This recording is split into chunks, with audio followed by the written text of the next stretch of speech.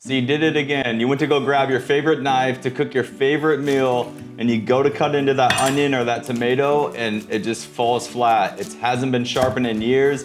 You know what I'm talking about. You're out there. Trust me, it's all happened to us. It's happened to me, and I'm a chef. So today I want to show you and walk you through how to perfectly care for your knife, how to sharpen it, the different types of Japanese knives that I use. I only typically use Japanese knives. I think I have a couple that aren't Japanese. Throughout the years of my career, I've grown to love Japanese knives. I was trained by Japanese chefs, so I think partly that's the reason why I use Japanese knives. They're prized for their carbon steel, white steel, blue steel. They hold up better, they're easier to sharpen. I use Japanese whetstones. These are some whetstones here. I also use ceramic stones to get that nice extra polish on my knife to get it razor sharp. I don't like using oil stones. I think they're horrible. They're mainly for German, Swedish, and some Western style knives, some Western steel. But I only use whetstones to sharpen my knives. You can get a little bit more love and care while you're sharpening the knife, put a little bit more elbow grease into it. Not so much pressure, but just a lot more work and care for your knife. I typically sharpen my knives at least every day when I'm working for clients, cooking for clients. You have to maintain a sharp knife to be a great chef and to really get those nice cuts that we're looking for. You know, if you don't have a sharp knife, especially for me as a chef, I feel like if you don't have the right tools for the job, you're not able to do that job properly. So today I'm gonna walk you through how to properly sharpen your knife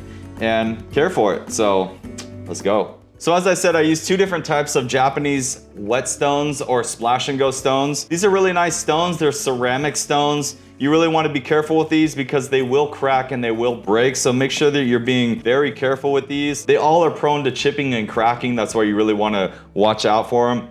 But these you want to take extra special care with because one side is glass and the other side is ceramic. And then also I have here are splash and go whetstones. So that's the other type of stone that I use. One thing that you want to also get is a truing stone or a stone flattener made to just take care of your stones and keep them flat, especially for mainly these whetstones, these splash and go whetstones. You want to make sure that you're just keeping them wet and you're just scraping them back and forth, really keeping them flat because these stones will typically curve or bend over time, or they'll start to concave in the middle, and you don't want that because you won't get a nice razor sharp edge on your knife. So you want to make sure that you care for that. The ceramic stones that I have, these typically don't wear down as fast. You don't have to care for them as much. They don't need as much love and care and flattening as the other splash and go whetstones that I have. But over time, you're gonna actually find that you need to keep these flat. The best thing to get to keep these flat would be a diamond plate. That's just basically a nice flat plate that has diamonds in it, and it really just cuts this ceramic perfectly, and it really just shaves it down and keeps it really nice and flat. You also wanna get a stone holder to really kind of keep it in place. I like to use this and then maybe wet a towel and put this underneath. All knives are measured on what's called a HRC scale or Rockwell Hardness Scale C. It measures how resistant a material is to permanent indentation. So basically what they do is they take a diamond cone and they inject it into the steel, and the less indentation, the higher the HRC. So Japanese knives have a higher HRC, which is usually between 60 to 65, and a lot of German steel, Swedish steel, and Western knives are a little bit lower on the HRC scale, usually 54, 55 to about almost 60. So that's why I always say Japanese knives are gonna last you a little bit longer, and the steel is just a lot better. They're less prone to cracking or chipping. Better to sharpen. Once you sharpen them too, they'll hold their edge, which is really nice. So when you buy a knife, definitely check out the HRC scale and make sure that it's at least between 61 to 65, and you'll be set. You'll have a good quality knife. All right, so let's talk about our stones. This is a 400 grit stone. This is used to really bring back some chips out of your knife, really for knife repair.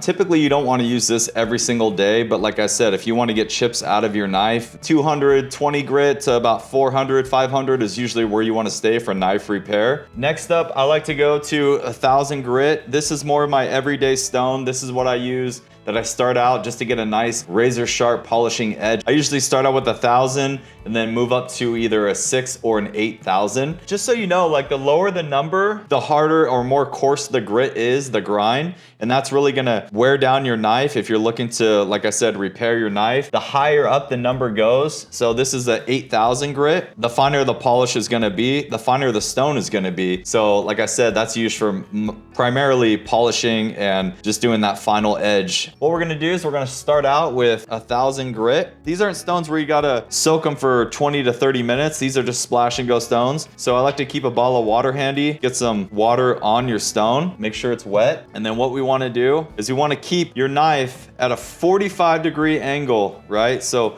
45 degrees. Also, when you're sharpening, you want to keep your knife at a 15 to 20 degree angle, keeping your knife flush to the stone. Typically, I like to start from the heel and go up towards the tip. One thing you want to do is I like to keep my finger on the spine for a lock and keep kind of a triangle. So we'll grip our fingers around the handle, keep our finger on the spine, and then you also want to keep your thumb at the very bottom of the blade. This is called the triangle for total control of your knife, because you don't want to be sharpening and wiggling your blade all around. You want to keep it nice and sturdy, and this is really all muscle memory, guys. When you're pressing the knife, taking your two fingers, and we're gonna basically just press all along, all the way down the knife as we're sharpening it. While we're doing that, we're just pressing as we come forward, and then when we're coming back, we're not using any pressure at all. Press forward, no pressure coming back. Press forward, no pressure coming back. And then we're also gonna move down the knife. So I started on the heel. Let's do 5 strokes. And then when we come back, we'll go ahead and move up maybe an inch from where we were. Basically, you want your first finger to end up where your middle finger was on the last stroke. So we're back on the heel, so we're just moving up a little bit, keeping that 45-degree angle, and then also keeping that 15-degree angle up. 1, 2, 3, 4, 5. And then we want to move down. 1, 2, 3, 4, 5. And then so on and so forth.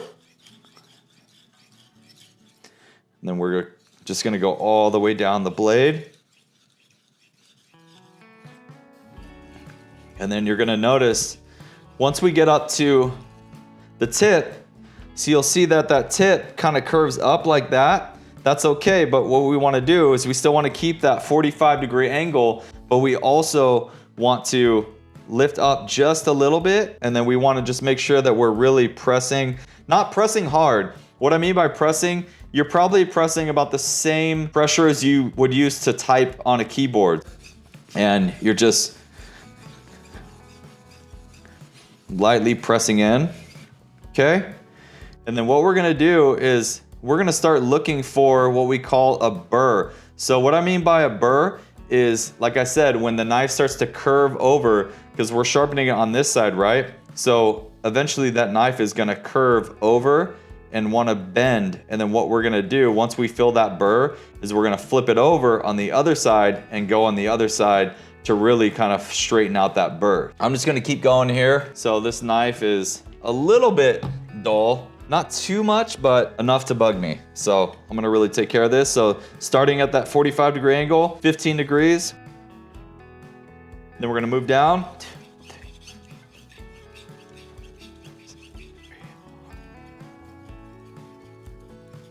I'm starting to feel that burr coming over. So now what we can do is flip over to the other side. So we were sharpening on this side. Naturally, you're gonna feel that burr come up from this side, right? There's 2 ways that you can do this. You can either switch hands, which I don't like to do because my right hand is my dominant hand. I'm not ambidextrous. But if you are, you would just go through the same motions and just go like that, right? I can do it that way, but I feel a little bit more confident when I can just use my right hand as the dominant hand and just start at that 45-degree angle. We want to do that same angle, 45 degrees going out of the stone, and then also 15 degrees from the stone. So what we're gonna do with this side now is place our fingers here, and then as we're pulling back, that's where we're gonna put the pressure, just a little bit light pressure, and then when we're coming back up the stone, that's where you want to just lay off the pressure.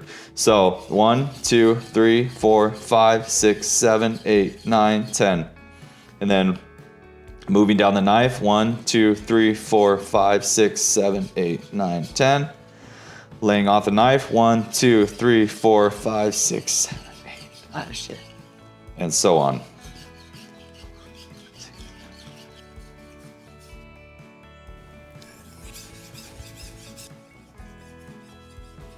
Not feeling a burr yet, but you can feel on this side that that burr is starting to go away because we started flattening or shaping the blade from this side. If you feel the burr on the other side, it should slowly fall away or straighten because, like I said, we're gonna be straightening out this side as well. So we'll just continue with this side. 1, 2, 3, 4, 5, 6. So we're starting to feel a little bit of burr coming up from this side, but not quite yet. Just adding a little bit more water periodically. That burr is starting to straighten out. That's it for 1,000 stone. What we want to do is, after you get your knife nice and sharp, what we want to do is we want to move on from the 1,000 stone to either a 3,000 stone, 6,000 stone, or 8,000 stone, and that's really gonna do the final polishing of our edge. One thing I want to show you is we want to flatten our stone, making sure that we're caring for our stone. So we'll just take our truing stone, and then using this side, you want to make sure this is as important as caring for your knife. If you don't take care of the stone, it's gonna ruin your knife. Making sure that you're honing those edges is super important. Make sure you don't get cut, because these will cut you and it'll be less prone to chipping. All right, once your stone is flattened, go ahead and dry it off, making sure that it dries completely. You do not want these to stay wet. Like I said, these are splash and go stones, so you really do not need to soak these in water because it will ruin the stone. And then next, we'll move on to 3,000 stone. So now what we're gonna do is just really start to polish out that edge. So just get some water. All right, so you want to go ahead and continue polishing your knife just the same way you did on the 1,000 grit stone. All right, so next I want to show you how we can use our ceramic stones. Similar to your whetstone, the splash and go stones. Place these on. These come with a nice little holder. What's nice about this one is this is a Sharpen brand and it holds 3 stones. So I have a 1,000, a 6,000, and a 16,000 to really get that fine edge. And then after you're done, once they're nice and completely dry, you can just stack them up in here and you have them in your little holder. So that's kind of nice. Something to keep in mind, we're gonna put a nice little final polish on our gyuto knife. A little bit of water, ready to go. Just go ahead and rub it down. This is now a 6,000 stone. So we went from 1,000 to 3,000 on our other splash stones. And then now we're onto our ceramic stone, and this one is 6,000. So same thing, keeping our 45-degree angle and 15 degrees.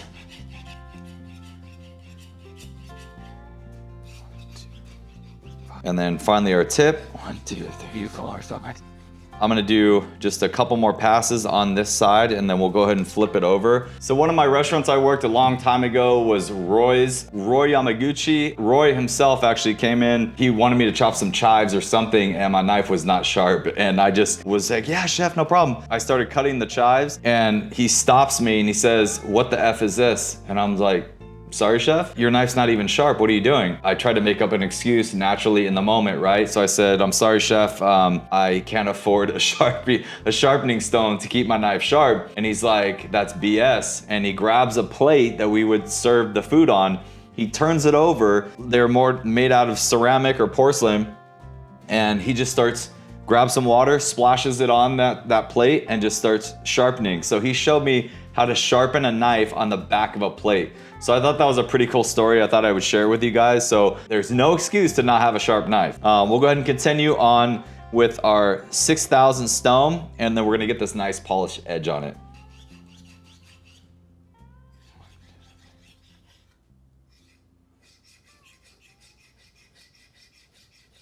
You want to make sure that you're washing these off. You don't need to flatten these. I would say you probably want to flatten these once every 2 to 3 months. Get that diamond plate, which are a little bit more pricey, but if you're going to invest in some stones, just later on down the line, make sure you invest in a nice diamond plate because you really want to keep this surface flat. We'll go and rinse this off, make sure it's dry. One thing I did want to talk about was using a Nagura stone to really kind of polish up your ceramic stones. You can also use this on your finer wet stones as well, but you just want to do light pressure just across the top. Ideally, you want to use a diamond with this. This will help get rid of any impurities in the stone.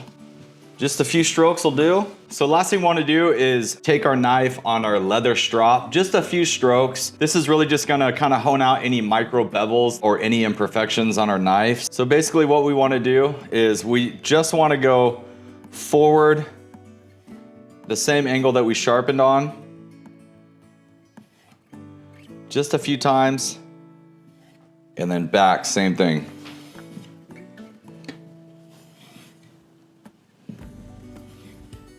And that's really gonna get that nice sharp edge on our knife. Just a few times will do it. So here we have our nice gyuto, sharpened, ready to go. So a couple ways you can tell if your knife is sharp is just take some kitchen paper, fold it up a couple times. I just like to roll it up really tight. So we have our kitchen paper really tight, and really what we wanna do is just go straight down, and then we'll open it up. See how clean that cut is? You can see it, hopefully. But there's no, what we're looking for is any bevels or anything that would have caught this, and you would see some kind of fray here in the paper, but that's a perfect clean cut. I mean, it doesn't get better than that. And then obviously we have some paper. The best way to tell is if you curve it. That's a sharp knife right there. I hope you guys learned something today. That's how you're gonna sharpen a gyuto knife or any type of double bevel Japanese knife or carbon steel. I'm gonna put some other videos together on how to sharpen other knives. Today I wanted to just walk you through on how to sharpen a double bevel knife. You wanna spend some money on a good quality knife, and like I said, Japanese knives are the way to go. If you guys want some one-on-one counseling or have any questions regarding food or knife sharpening, feel free to reach out. But until then, I hope you guys have a blessed week, and I look forward to seeing you again on the next video.